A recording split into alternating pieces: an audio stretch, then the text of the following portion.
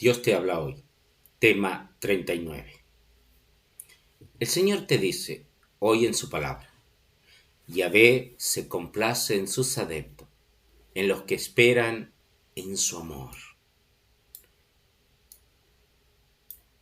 Solo espera en su amor. Él se complace en los que esperan en su amor. Lo único que tienes que hacer es solo esperar en su amor. Solo esperar en su amor. No hay nada de qué preocuparte. Él te ama más de lo que tú puedes imaginarte. Él cuida de ti en los más pequeños detalles de tu vida. Sabe lo que tu corazón necesita. Solo abandónate en su amor misericordioso y compasivo. Eres la delicia de Dios las 24 horas del día. No hay una sola milésima de segundo que deje de serlo. Solo espera en su amor. Solo abandónate en su amor. Por eso ponte en la presencia de Dios y su infinito y eterno y sediento amor. Deja que su amor sediento, tierno y misericordioso te llene. Si puedes, siéntate, recuesta tu espalda, pone tus manos sobre tus piernas, cierra tus ojos y déjate invadir por su amor. Respira despacito, profundamente. Más profundamente. Inhala por la nariz lo más profundo que pueda y despacito. Que te tome 4 o 5 segundos. Retiene el aire por 4 o 5 segundos. Y exhala por la boca otros 5 o 6 segundos. Y deja sin respirar otros 4 segundos. Repite el ciclo varias veces. Cuando llena los pulmones, o sea, inhala, invita al Espíritu Santo de Dios. Diciendo: ven, Espíritu Santo, para que venga con sus frutos de paz, alegría y amor. Y cuando exhala, echa fuera todo lo que no es de Dios. Suelta tu dolor, resentimiento, pecado, culpa, ansiedad y tristeza, diciéndole al Espíritu Santo: soy tuyo. Sigue haciendo este ejercicio, soltando todo y llenándote solo del amor de Dios. Sigue. ¿Por qué cargar con cosas que no tienes que cargar? Con culpas, vergüenzas, que ya el Señor las cargó, con dolores que Él ya los cargó en la cruz. Relajado y respirando despacio. Quédate en silencio un ratito y después sigue respirando despacio aún cuando escuche la palabra de Dios y la meditación y la contemplación. Quédate ahí en su presencia y en su amor.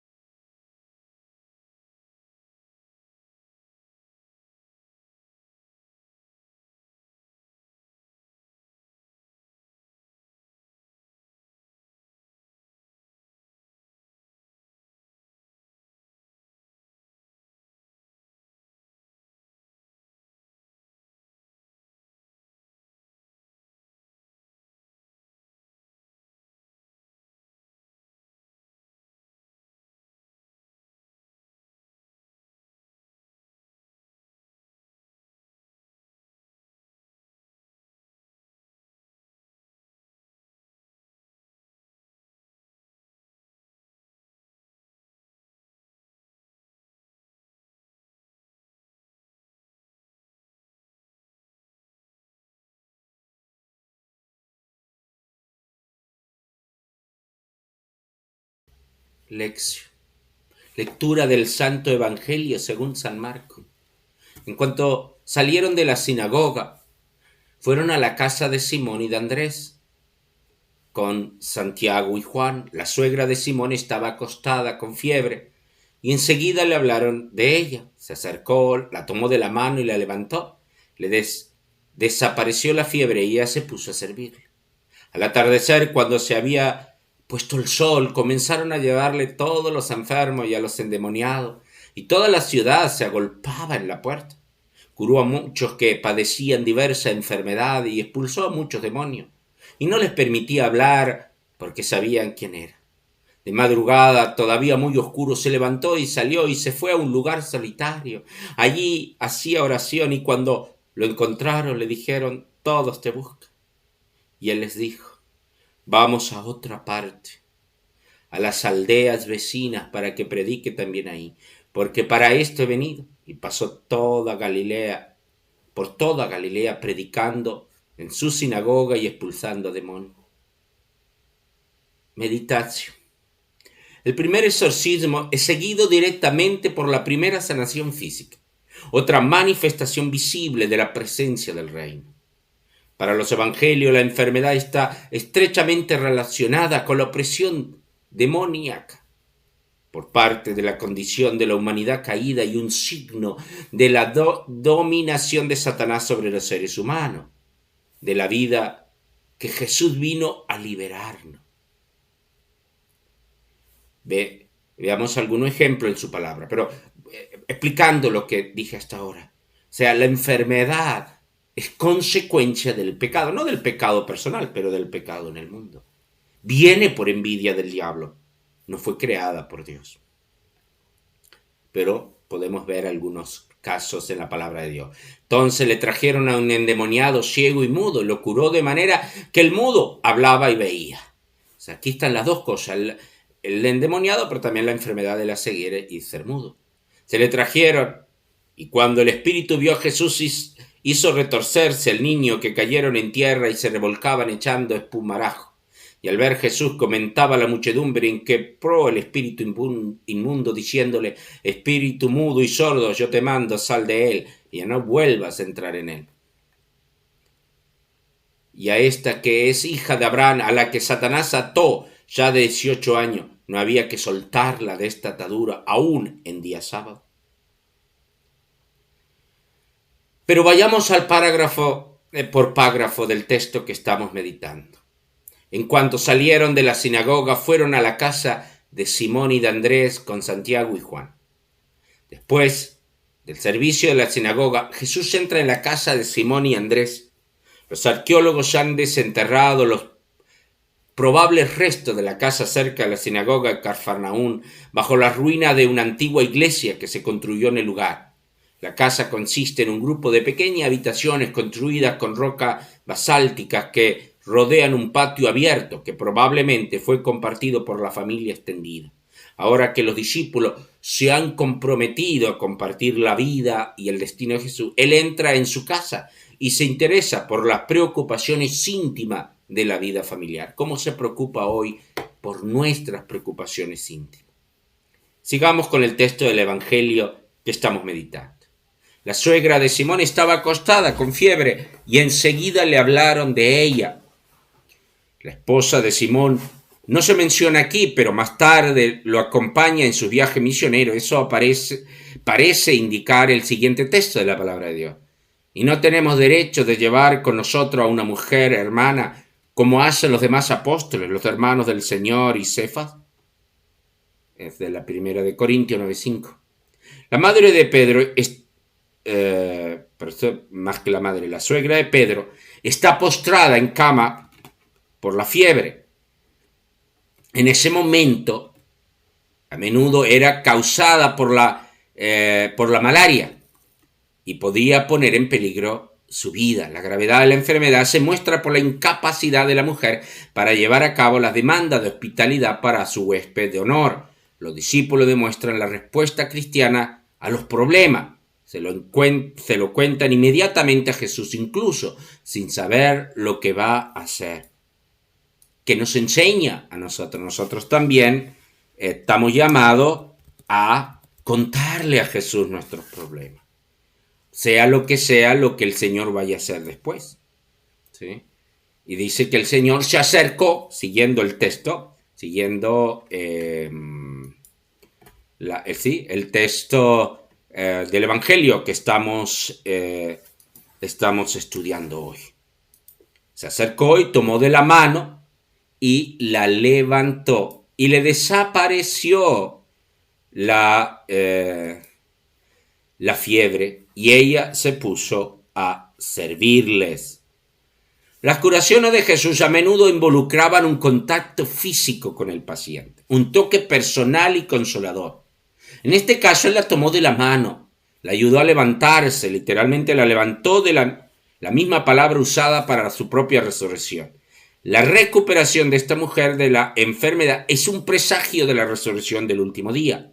Su reacción inmediata es un modelo de discipulado. Lo atendió.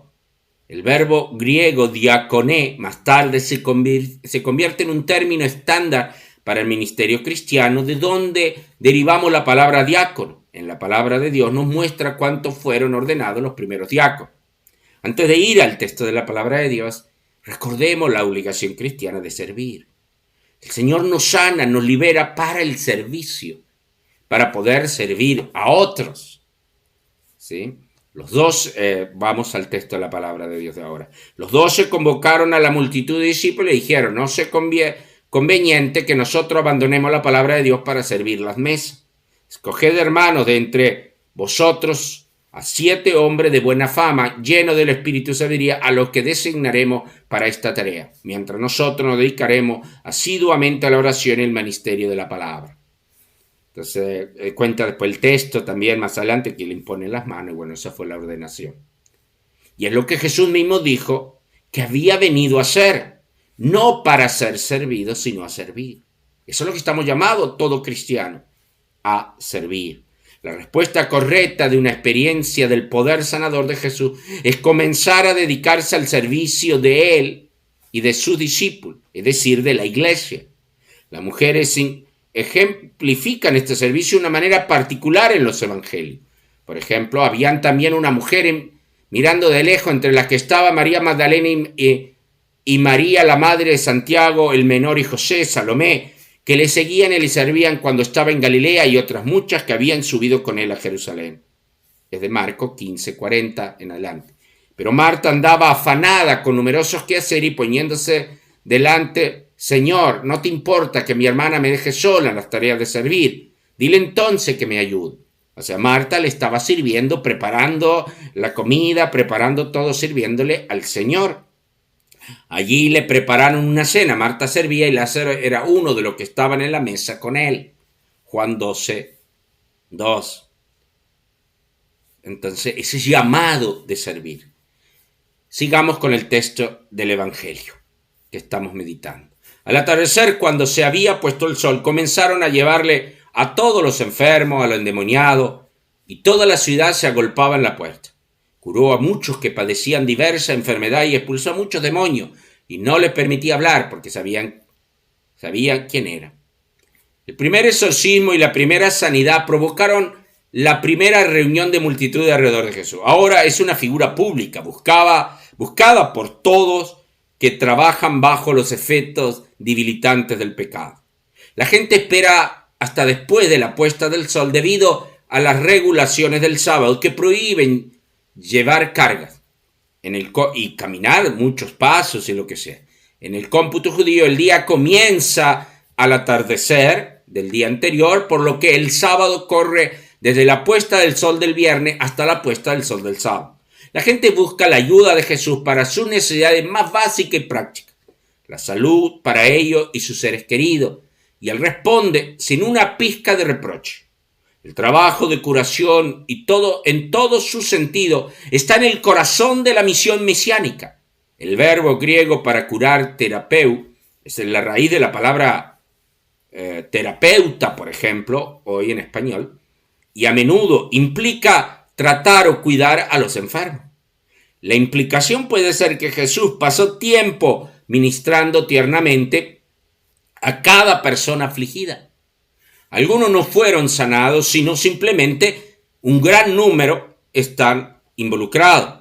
El exorcismo en la sinagoga ese mismo día fue el comienzo de una derrota, una derrota a los demonios, ya que los demonios huyen impotentes ante el orden de Jesús. De nuevo les prohíbe hablar porque revelarían su identidad en un momento inoportuno, de manera equivocada.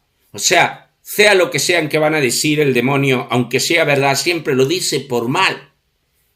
Para Marcos, sanar y expulsar demonios es de importancia central en el ministerio de Jesús.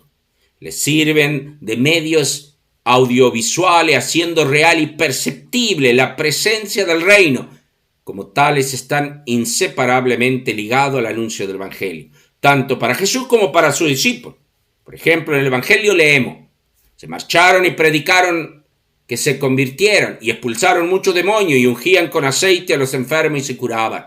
Marcos 6, 12, 3. Y les dijo: id al mundo entero y predicad el Evangelio a toda criatura. Los que crean y acompañarán estos milagros. En mi nombre expulsarán demonios, impondrán las manos enfermos y quedarán curados. Marcos 16, 15 y 17, 18.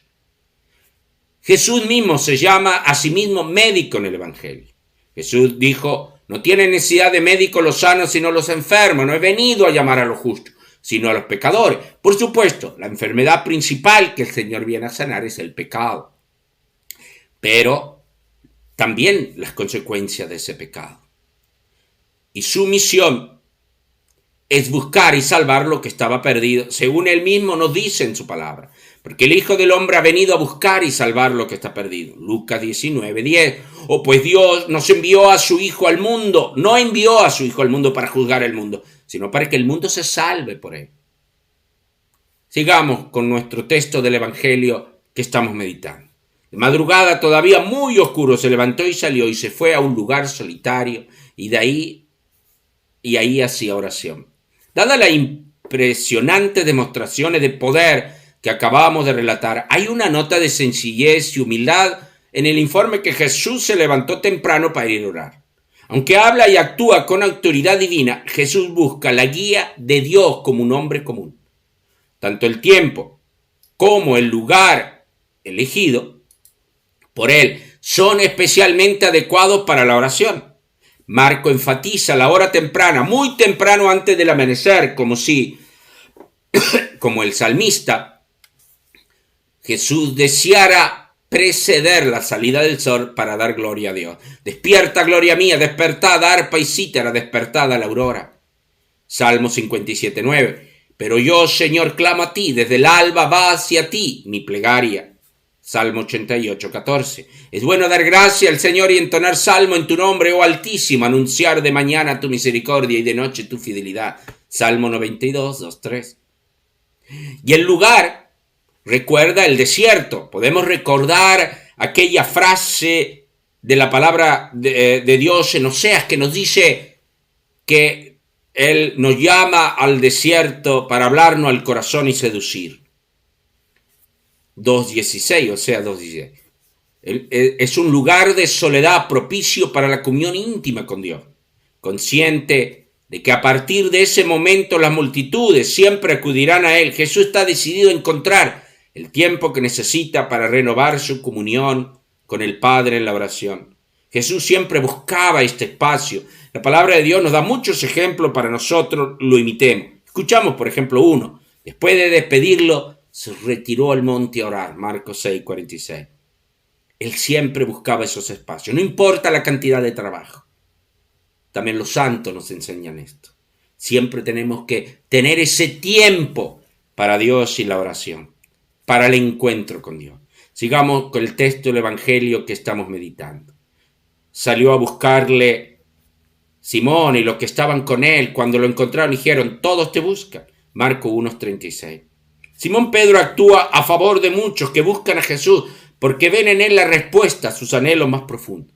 Jesús había tomado la iniciativa de llamar a los discípulos, pero ahora lo persiguen, lo rastrean. Puede haber aquí una alusión a la búsqueda de la novia en su amado en el Cantar de los Cantares, interpretado por los antiguos judíos como una imagen del amor esponsal de Israel por Dios. En las calles y en las encrucijadas buscaré al que ama mi corazón. Lo buscaré y no lo hallé. Cantar de los Cantares 3, 2, 4. En las calles y en las encrucijadas buscaré al que ama mi corazón. Lo busqué y no lo hallé. En un sentido real, todos están buscando a Jesús, sépanlo o no. Todo el mundo busca a Jesús. ¿Tú lo buscas conscientemente? Sigamos con el texto del Evangelio que estamos meditando. Y le dijo: vámonos a otra parte, a las aldeas vecinas, para que predique también ahí, porque para esto he venido. Al encontrarlo, Jesús responde con una declaración solemne del propósito de su misión. Jesús tiene claro su misión, la razón de su venida al mundo. Por ejemplo, él tiene la razón por qué vino al mundo. Por ejemplo, él dice a Pilato. Pilato le dijo: o sea, que tú eres rey. Jesús le contestó: tú lo dices, soy rey y para esto he nacido. Para esto he venido al mundo, para dar testimonio de la verdad. Todo el que es de la verdad escucha mi voz. Entonces el Señor tiene claro a qué ha venido. Ha venido a ser testimonio de la verdad. La expresión "para eso he venido" sugiere algo más que la aparición de Jesús en público. Alude a que fue enviado al mundo por el Padre y por lo tanto implica su preexistencia. Ha venido a predicar, es decir, a proclamar el reino a una escala vez más amplia. Y su predicación, como se desprende de los episodios ya narrados, no consiste solo en palabras, sino en un poder que tiene un impacto dramático en sus oyentes, haciendo que el reino sea una realidad en sus vidas. Al decir vámonos, Jesús incluye a su discípulo en esa misión. El tiempo que se ha pasado a solas con el Padre lo ha confirmado en su comprensión de sí mismo y lo ha preparado para el torbellino del ministerio que le seguirá. Llamado a proclamar. La unión con Dios en la oración me tiene que llevar a proclamar, a salir, a no dejarme en un solo lugar, a no dejarme quieto en mi propia comodidad. Y pasó por toda Galilea predicando en sinagoga y expulsando demonios en el último versículo del Evangelio que estamos meditando. Marco concluye resumiendo el ministerio de Jesús en Galilea. Estaba predicando el reino de Dios y expulsando demonios, es decir, liberando a la gente del reino de las tinieblas. La predicación viene primero y en la medida que la verdad del Evangelio comienza a iluminar las mentes de las personas, los demonios ya no pueden mantener su control. Jesús entra al ministerio en la sinagoga, donde la gente ya se reúne para buscar a Dios en oración y adoración común. Recuerda, Jesús dijo: la verdad te hará libre.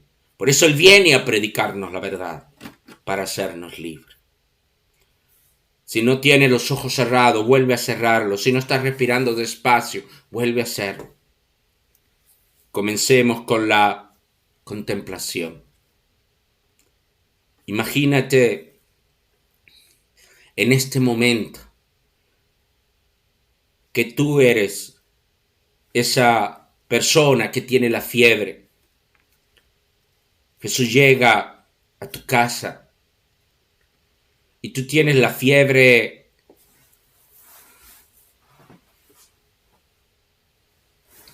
y esa fiebre puede ser cualquier cosa. Puede ser una enfermedad física, puede ser una enfermedad emocional, puede ser un defecto, puede ser algo que no puedes dejar, puede ser ese vicio, puede ser esa dificultad, ese pecado, ese defecto, esa herida, esa falta de perdón, ese problema matrimonial, económico, que te paraliza, que no te deja cumplir con tus obligaciones.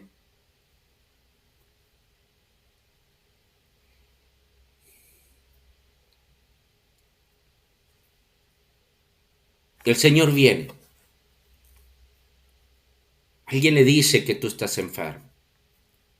¿Cuántas personas oran por ti? Y si no lo hacen, pide a la gente que oren por ti. Jesús viene y te tiende la mano. Te mira con mucho amor y te levanta.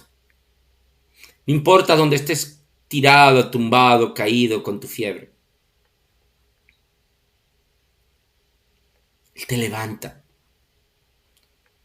Porque te devuelve la dignidad. Él te levanta porque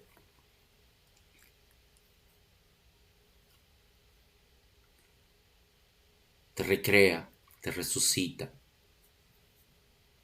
El Señor no nos deja tirado.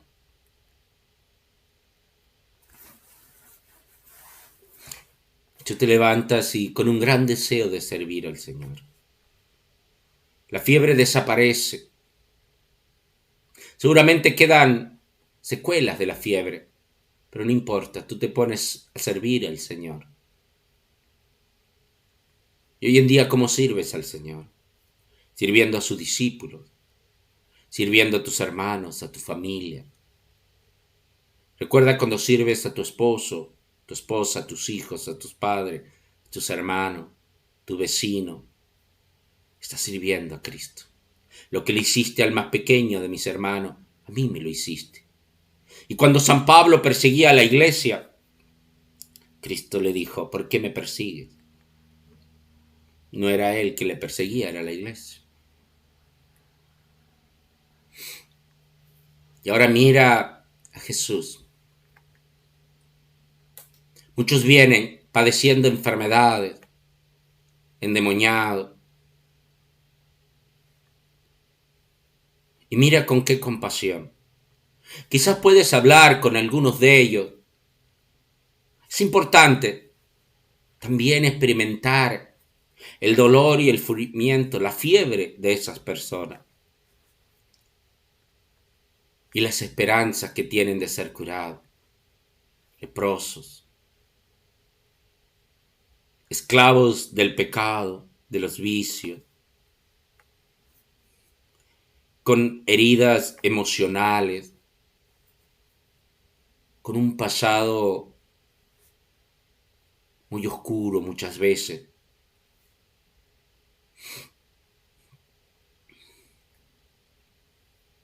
Y mira cómo el Señor los escucha, cómo a cada uno los toca y los mira con amor.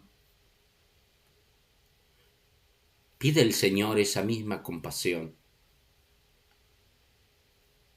Pide al Señor un corazón igual de Él. Quizás en tu propia familia hay alguien difícil, herido, lleno de resentimiento. Alguien que no hay quien lo aguante, alguien que te lastima. Pídele al Señor ese corazón para ser instrumento de Dios para ellos. Después el Señor se va. Nadie sabe dónde está. ¿Cuántas veces en nuestra vida, después de encontrar al Señor, sentimos que el Señor se fue? Que estamos solos.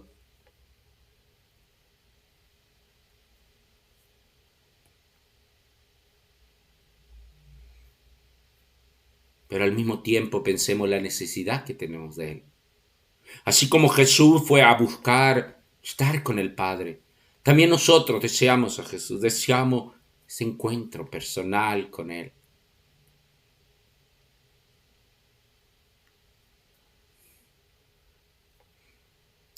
Buscas a Jesús con todo tu corazón cada día en la oración, de la mañana hasta la noche.